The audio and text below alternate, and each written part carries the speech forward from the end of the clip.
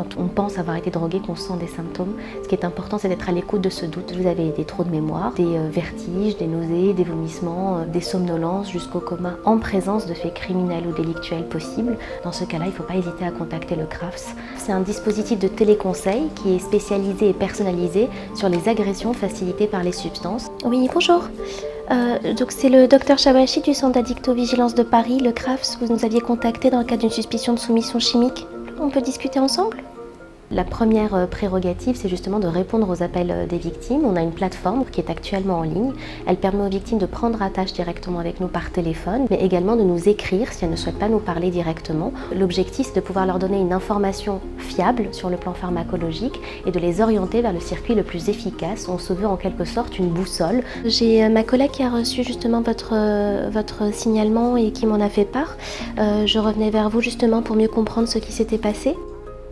Nos téléconseillères sont toutes des femmes, pharmacologues, experts de santé publique, formées sur les violences sexistes et sexuelles dans le psychotraumatisme. C'est quoi les substances qu'on vous incite à consommer ?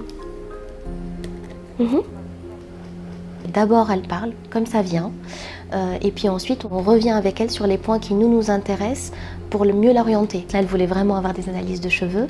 Elle n'était pas prête à déposer plainte tout de suite, mais elle souhaite avoir des résultats d'analyse. Il y a plein de sujets autour de la soumission chimique. C'est un mode opératoire des violences, quelles que soient ces violences. Alors le chantage, madame, pour ça s'appellerait de la sextorsion, hein, c'est parfaitement illégal. Ce qu'on note de particulier depuis le procès des viols de Mazan, c'est qu'effectivement on a un état de sidération collectif par les professionnels notamment, qui nous appellent pour plusieurs raisons. Ils nous appellent soit pour nous dire qu'ils sont face à une situation qui les interpelle et qu'ils ne se sentent pas armés pour la prendre en charge, donc ils veulent savoir quelle est la conduite à tenir, soit ils vont nous appeler pour justement nous parler de faits anciens qu'eux-mêmes ont vécu en tant que professionnels et savoir comment est-ce qu'ils auraient dû réagir. Et puis des victimes qui nous appellent beaucoup pour des faits anciens et notamment des personnes âgées qui se reconnaissent dans l'histoire de Gisèle Pelicot.